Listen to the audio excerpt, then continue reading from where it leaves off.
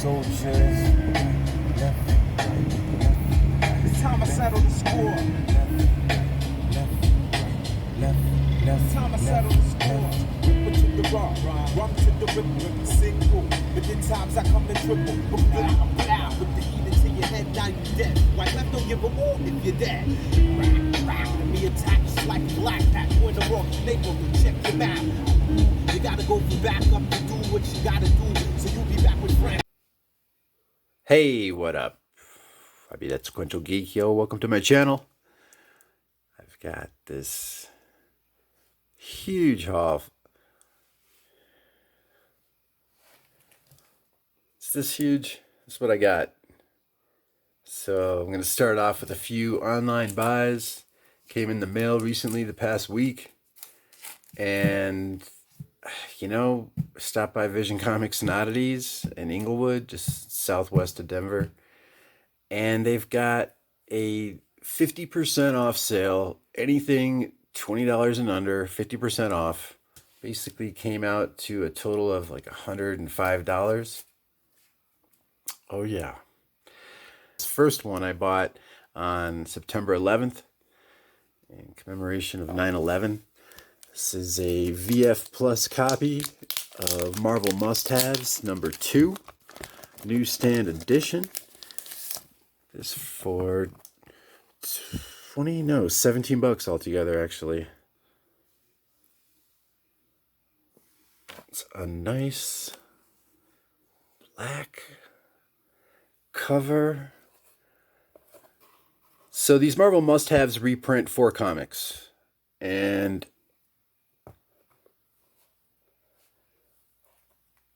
we got the 9/11 tribute reprinted out of 2002. So it's the Amazing Spider-Man issue number 36. I think it came out originally in December 2001. That is a J. Michael Straczynski story with John Romita art. John Romita also did the art in the Incredible Hulk 34 reprint, which was written by Bruce Jones. That was like the Bruce Banner on the Run fugitive story by Bruce Jones that influenced the Incredible Hulk movie, starring Edward Norton. Then you got the reprint of Daredevil 26 by Alex Maleev doing the art, Brian Michael Bendis story, and X-Men Evolution number 1, which I don't really care about.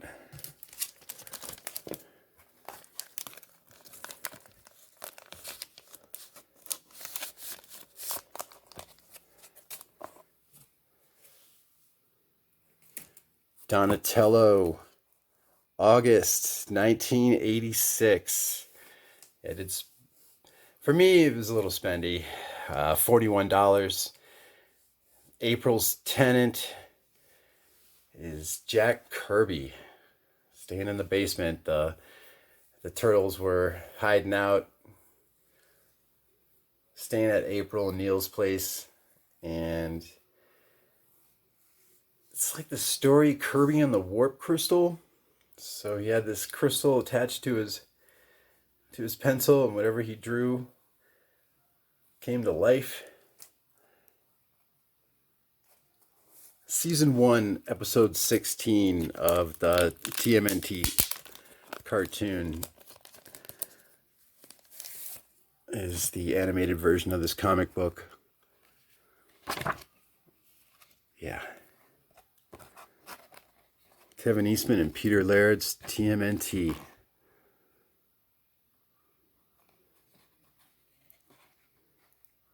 There's a Stan Sakai pinup of Usagi Yojimbo in here as well. Alright, so it's on the just behind the back cover.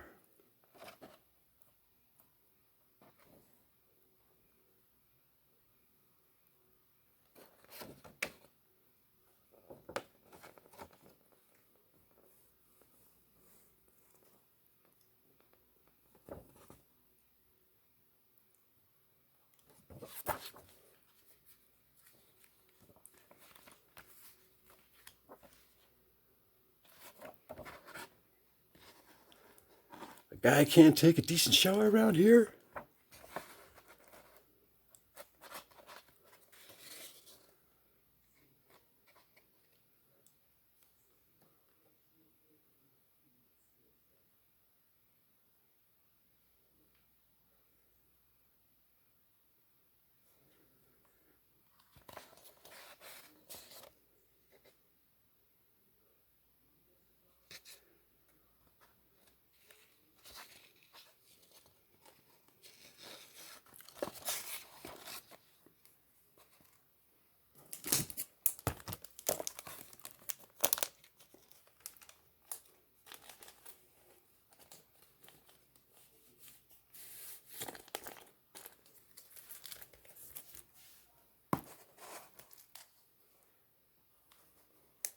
Nice Mirage Comics. August of 86 for that Donatello issue. All right, so when I was over at Mutiny Information Cafe last week, one of the fellow hunters, some cat that was hunting comics, was going off about Marvel Tales, how the Steve Ditko books and the Todd McFarlane Marvel Tales comics, try and keep an eye out for him, and VF. So saying how these Steve Ditko reprints are becoming more popular, and Steve Ditko and Jack Kirby comics, why not keep an eye out for him? Got Marvel Tales number 155, September 1983 cover date. Marvel Tales number 173, March 1985. Got ourselves some Stan Lee and Steve Ditko storytelling. Marvel Tales 155 is a reprint of Spider-Man 17, and Marvel Tales 173 is a reprint of Spider-Man number 34. Spider-Man 34 is the second appearance of Kraven the Hunter. He had impersonated Spider-Man and attacked J. Jonah Jameson. Spider-Man was out trying to clear his name in that issue. Then over at the comic shop over at Vision Comics and Oddities for $3, I got Marvel Tales issue 154. Check out that Steve Ditko anatomy. It's very realistic, wouldn't you say? Especially when you check out how he portrays Spider-Man compared to definitely somebody like McFarlane. I mean, he's always showing Spider-Man either upside down or swinging or falling, or always some type of kinetic activity going on in the panels. But as far as just the whole dynamics of transforming the anatomy of Spider-Man into an actual spider, like a lot of other artists have done, I don't really see that with Ditko. I see Ditko showing off the realism, more characterization level of artwork, of how he's portraying just regular people, clothing, different types of styles of facial expressions, demeanor, behavior. Yeah, Steve Ditko's known more for like his realism in a sense, almost like a cartoony type of realism. So yeah, I don't see myself spending much more money on these Marvel Tales comics. For kicks, I wanted to grab some Marvel Tales. They had a bunch of Marvel Tales over at Vision Comics and Oddities, and just a lot of them weren't in all that great shape. Same thing with just trying to find something online that's a newsprint. That's a newsstand issue. You know, this might look like it's a little faded here, but trying to find this online and like VF or better. This is labeled VF. It's actually a VF Plus is how this was labeled by the seller on eBay.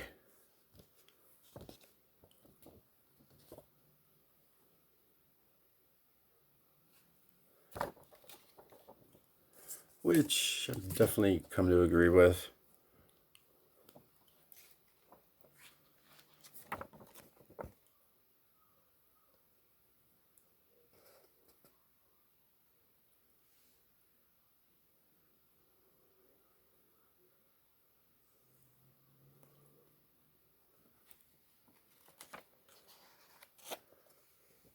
This Mile High Comics ad.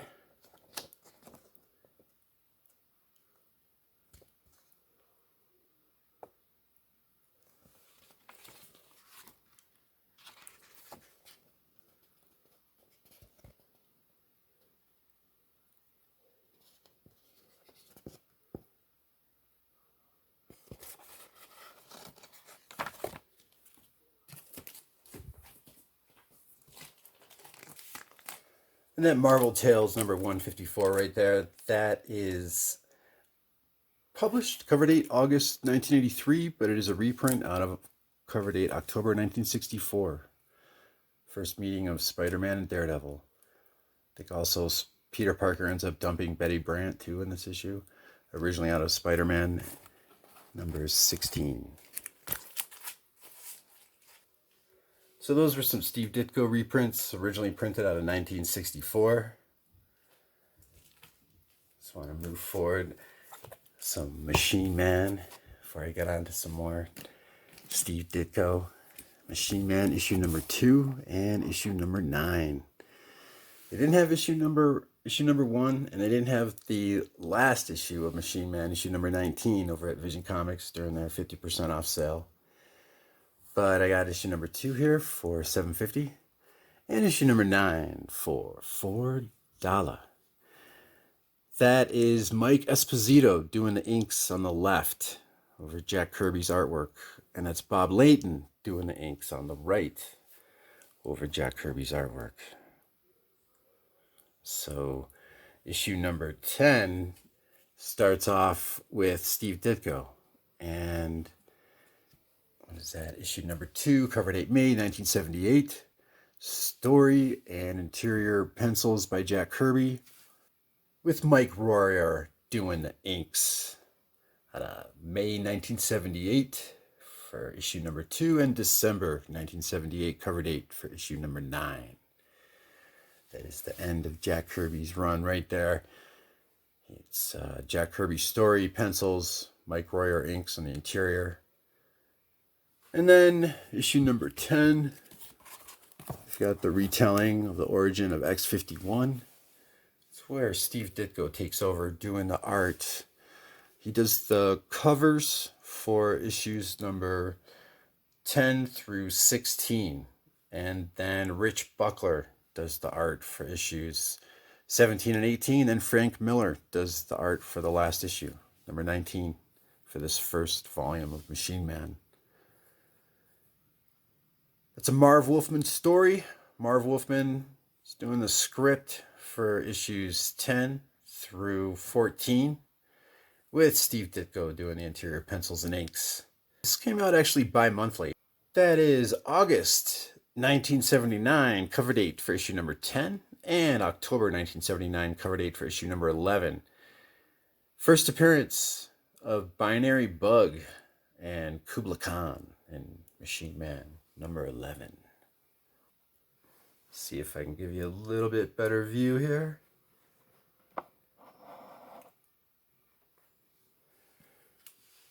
Let me know if that helped.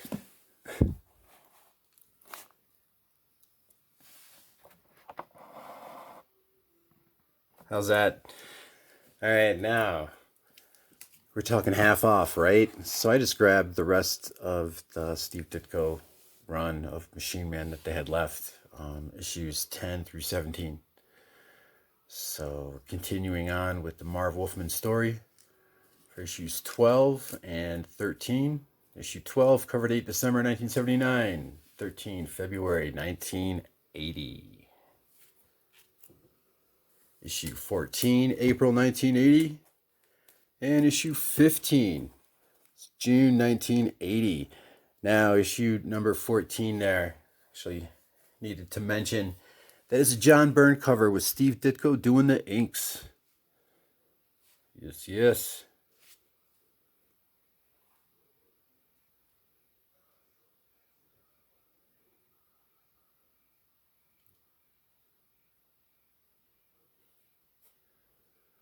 $5 a piece. Now, issue number 16, August 1980 cover date. So with issue number 15, that's when Tom DeFalco took over writing.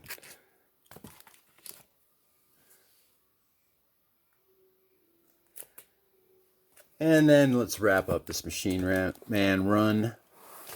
Steve Ditko doing the interior art, inks, with issue number 17, cover date October 1980. And that is a Rich Buckler cover with Al Milgrom doing the inks. But that is a Steve Ditko interior. Yeah, that's Tom DeFalco finishing off that first volume of Machine Man with issues 15 through 19. And yep, issue number 17, you got it. First appearance of Madam Menace, otherwise known as Sunset Bane. She's the CEO of Banetronics, competitor of Stark Industries. She finds a limb, like an arm of Machine Man, uses it as bait to capture Machine Man so she can reverse engineer him and create her army of arm extending robots. Oh, yeah.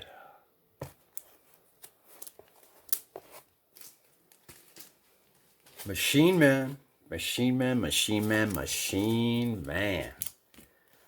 Say what? Barry Windsor Smith. That's right. Now, I was saying how Tom DeFalco finished up that run of the first volume of Machine Man. What was that? Issues 15 through 19. And then Tom DeFalco wrote this 4-issue Machine Man limited series. Came out in 1984.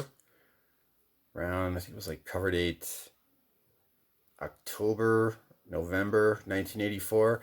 Issue number 3 there is December 1984. And issue number 4 is January 1985. A couple of nice newsstand copies I got for $2 a piece. Barry Windsor Smith. Cover and interiors. We got Arno Stark. Arno. Iron Man 2020 taking on Machine Man here.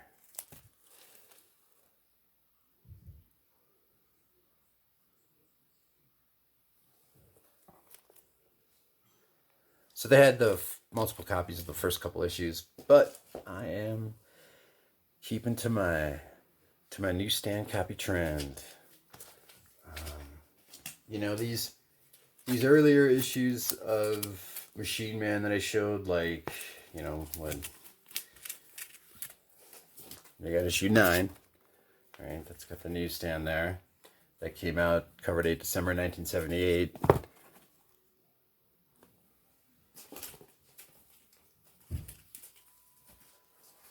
Then we got these direct editions. Very early version of direct editions have these like slashes through the barcode.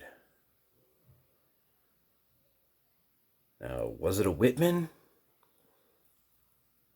I'm not sure. I think the early direct editions were commonly distributed through Whitman, and because it was early, they had these like black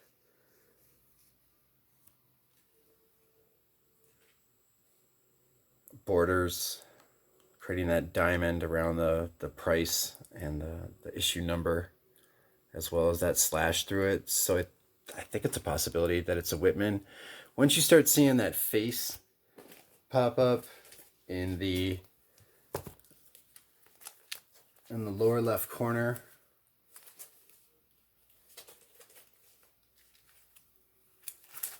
right? So here's issue 14. So we got 10, 11, 12 have that slash through it. And then by issue 14, which is cover date April 1980,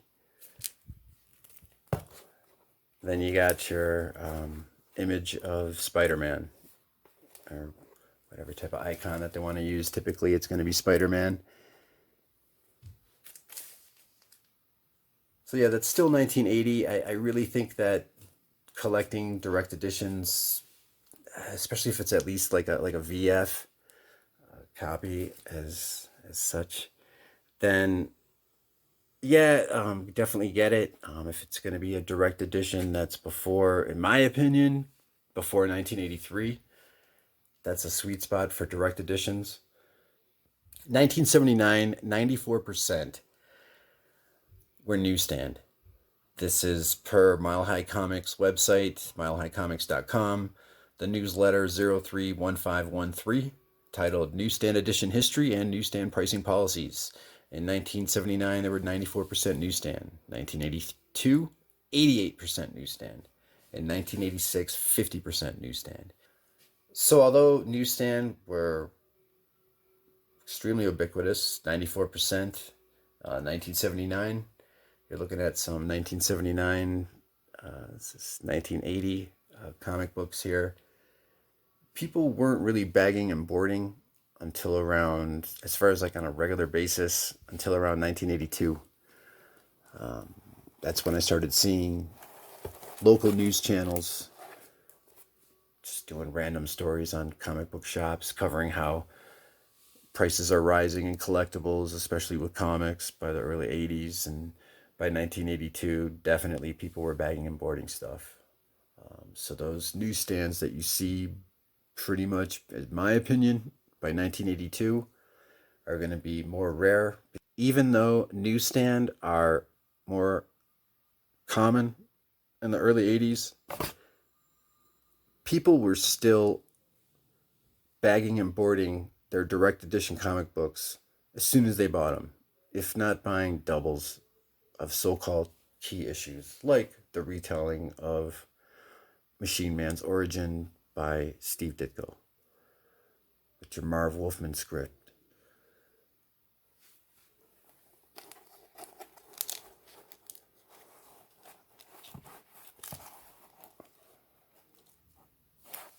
So also the newsstand, even if people weren't bagging and boarding them, even before they were bought, they were in these turn the aisle racks at the end of an aisle at a supermarket. You know, back when people had to go to brick and mortar shops, physical places to buy things. At the end of the aisle, you'd have like a turn rack, right? You might have them in a waiting room, you might have them in a drugstore, by the checkout line for those impulse buys, last minute buys. And they would have these two pieces of metal that would be lying underneath the comic book, and the comic book would constantly get slammed up against it, thrown in upside down. You'd see divots be thrown in lopsided. So just the care of something that is newsstand, just right off the bat, that regular customer interaction with the product, it's not going to be well taken care of overall. Something like direct market, even though people were taking care of their comics right away, we are talking like 6% were direct edition in 1979. 20% were direct edition by 1982. So sure, you get that direct edition and at least VF, bag and board that baby yourself, see if you can get a double. Put it away and go find yourself a reader copy. That's a newsstand, right? That's some beat up newsstand. But you get yourself a direct edition and at least VF before 1983. 1982, it was 20% direct. Yeah, buy it, keep it, take care of it. I definitely think it's going to be more of a collectible for those geeked out spenders looking for that direct edition in the early 80s, late 70s. But really by like 1982 and beyond, if I see something that's VF newsstand, definitely after 82, I'm going to prefer that over a VF copy of a direct edition, personally. And that wrapped up my Steve Ditko binge of collecting. Got hooked on recently. And let's get on with some final buys I bought, taking advantage of that 5-year anniversary over at Vision Comics and Oddities.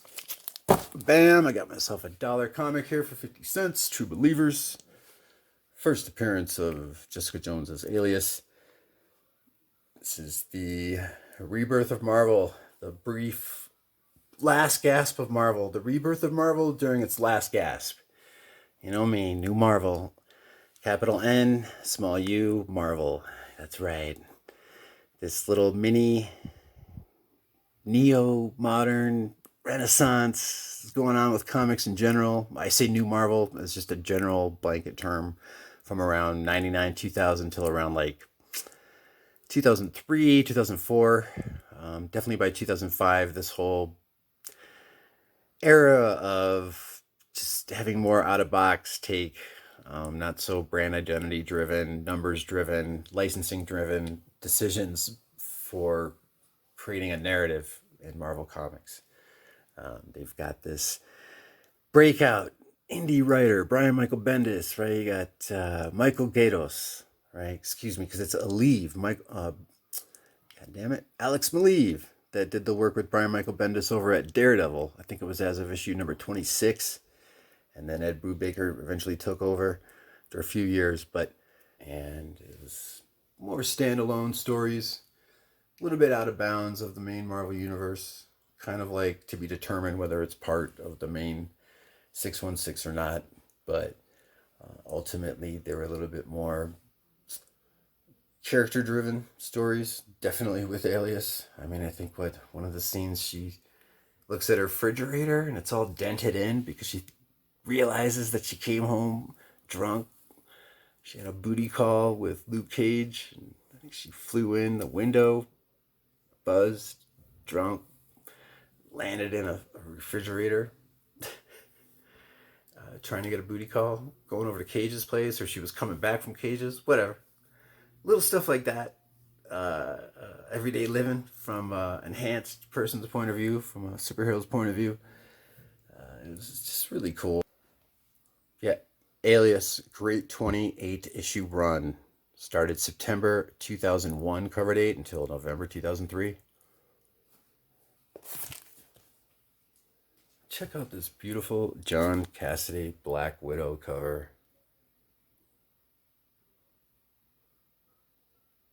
I have no idea what's going on in this book, but I know that that is a nice bright white.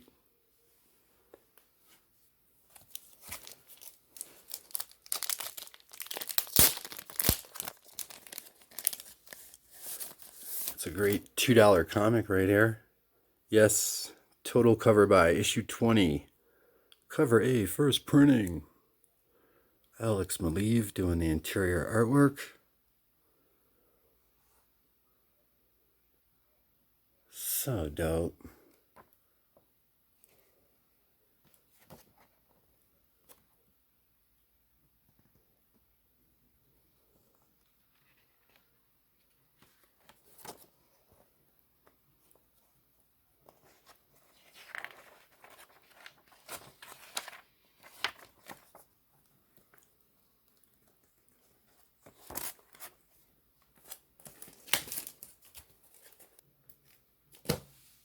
Marvel Legacy 1970s Handbook number 1 out of May 2006.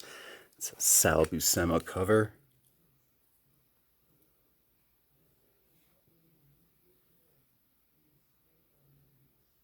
It's a nice $2 buy.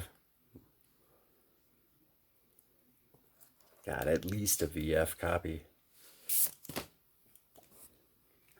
Yeah, whenever I see these on an affordable price,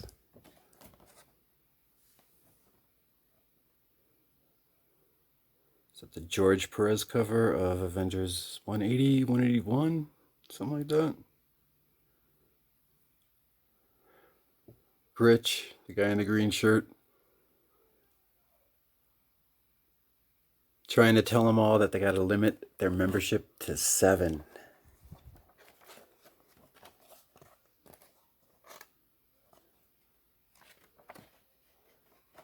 They who wield power. Don't know him.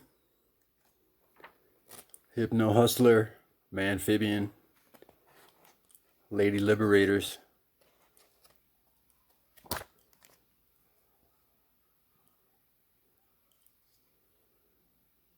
Interesting, says here 2, issue 2. I'm guessing issue 1 is the 60s handbook.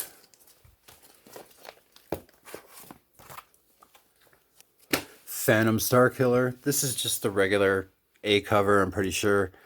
October 2020. This is a hype book, really. This was on a lot of those cover price channels when the, I don't know, the 1 in 100 and the 1 in 50, the whatever variant got big off this, and it got its due. I'm glad that it got some spotlight. This is by Peter Goral doing the script, and Joseph, was that Schmalk?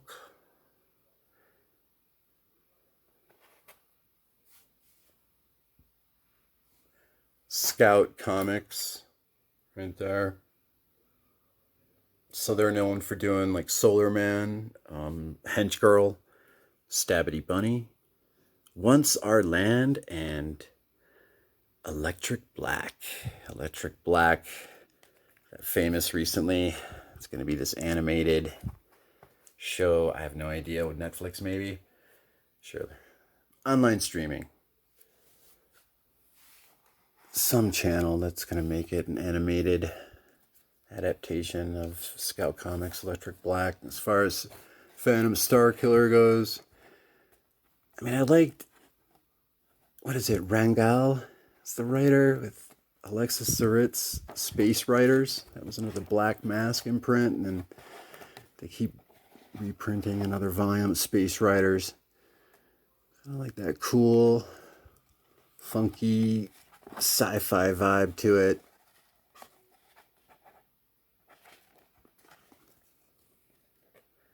This is definitely a reader copy.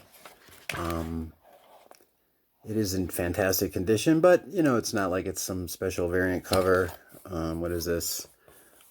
Well, I mean, I have no idea. Issue 1, right? The first 3 is the issue number. The very last one is the printing, so that's a third printing. And then the one just, that 33, right? So the first 3 is cover C, and then the 3 at the far right is third printing. Whatever that means, I have no idea. It should make for a decent reader copy as far as I'm concerned. I've looked up the other covers and prices of this, and yeah, $4. And you get too many variants, y'all. But then, you know, if I'm willing to geek out on something that's newsstand versus direct, then why can't somebody just go and geek out on whether something is cover C, third printing, whatever. Another aspect of the hobby. I'm not familiar with Goral's writing or Schmalk's art, but for $2, looks like a fun read. Worthwhile buy. Hard Rock Comics, issue number 8, 1992. Scott Jackson doing the cover. A lot of these revolutionary comics are going to have Scott Jackson doing the cover. You might have seen this revolutionary label on the, is it Rock and Roll Comics? It's another rock bio. You know, revolutionary comics to get money. They were doing bio comics on people from, what is it, 90218 or some shit. Whatever TV drama that was. So yeah, this is, as you can see, cover date November. Fortunately, Todd Loren passed away. I believe he's from the Detroit area and then moved out to California. And a couple of years after he passed, he was murdered. And in 1994, his family had sold Revolutionary Comics.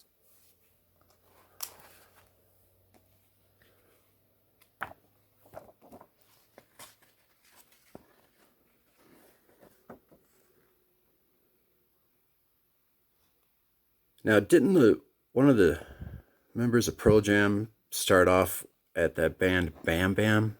Tina Bell was the lead singer, and Bam Bam's been getting a lot of hype lately as like one of the first, if not the first, grunge band. A lot of people don't like that term grunge.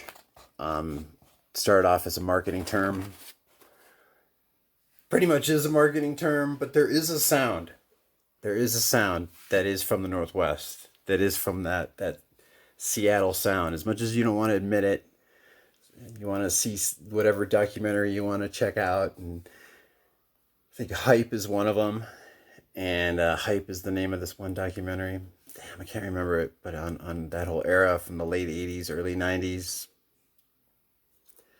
That sound that like Tina Bell has, I mean, she wasn't one of the best artists out there. But she was a fucking great artist. And I think the drummer of Bam Bam ended up going on to be a member of Pearl Jam. And also, I mean, I saw this too with the Soundgarden bio in here. The Soundgarden bio. Yeah. This is like sold.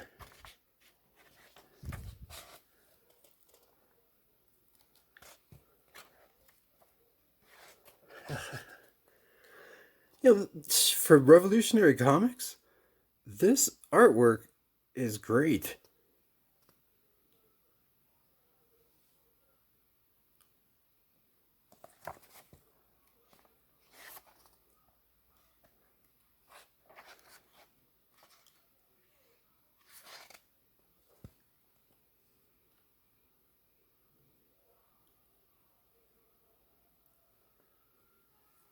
Some yellowing at the top of the pages, but for this price, fucking fantastic.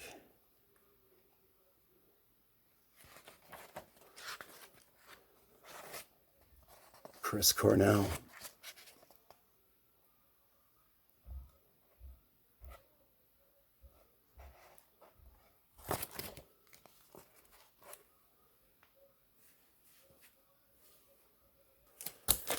I love those rock and roll comics.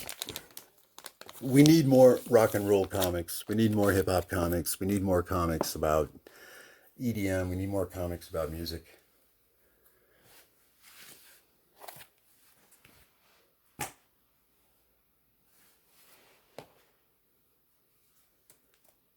Yeah, what is this? What is this? Harold Head. Hitler's Cocaine. Issues 1 and 2. Now this artist, writer, he's been doing the script, illustrations, inking. Rand Holmes. Mr. Rand Holmes. He's been doing underground comics for a while. Harold Head, as far as I know, first appeared in another Harold Head comic that came out in 1972. And he's like this hippie of the Gastown district of Vancouver, BC. I saw these two covers. This is $2. This one's $4. It's a 2-issue limited series. Got issues 1 and 2 here. Out of 1983.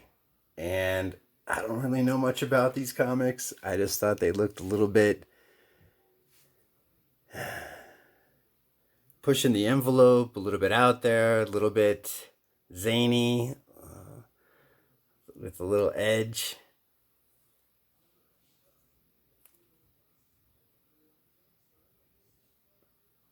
You know, I can't say like that, like the look of those two guys I find appealing or that like I connect with, but I'm looking at the art, the anatomy, the clothing.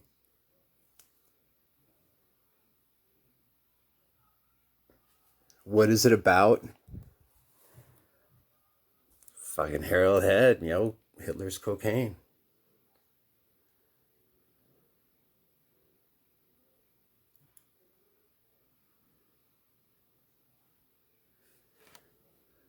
It's a fun buy. On sale. Why not? So I want to give a shout out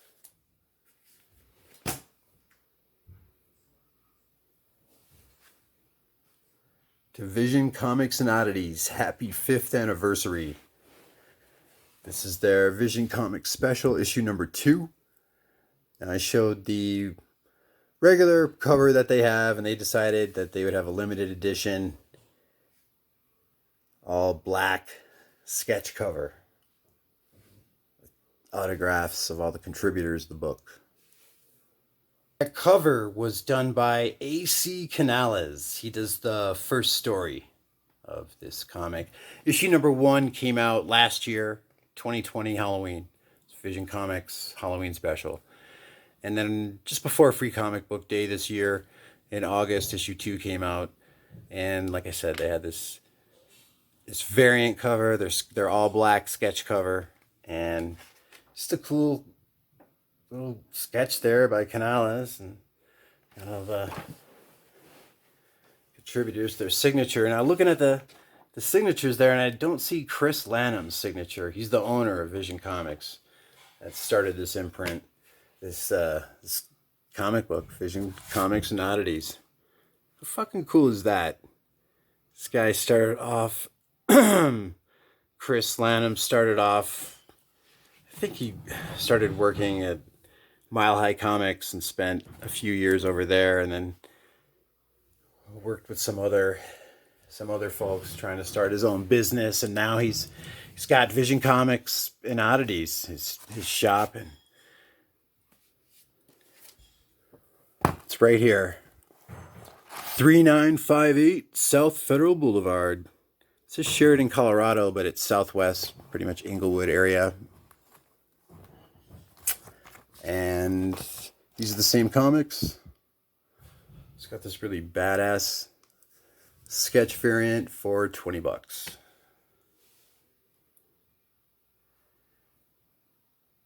That's my haul, y'all. Going over to Vision Comics and Oddities today. I totally forgot that they had their 5-year anniversary. They had a bunch of booths outside. They had a couple guys jamming on guitar, doing some surfer rock type music. And it was just a great day. It was a little serendipity going on. And just got myself a huge stack of comics. Bunch of Ditko, baby. Oh, yeah. Some really great Ditko going on here. Check it out.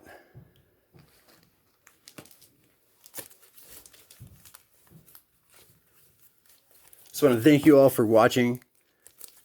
Be that Sequential Geek. Appreciate y'all's time. Enjoy that Jack Kirby goodness right there. Look at that cover. Now that's comic books right there. If there ever was a Ghost Rider version of Machine Man, I hope they incorporate this type of 3-wheel deal. Ghost Rider Spirit of Vengeance out. So thank you for watching. Vision Comics and Oddities. Chris, congratulations. Y'all got your 5 years. Here's to 5 more. Everybody, thanks for watching. Be safe. Stay cool. Peace. I'm on some technique, drunk in bamboo. I'm taking off. Who's what? Competition, stimulation for the rap man. Losers, check the tuners and sucking on your girl hooters. Don't play macho cause you got the gun show. Cause if you gotta reload.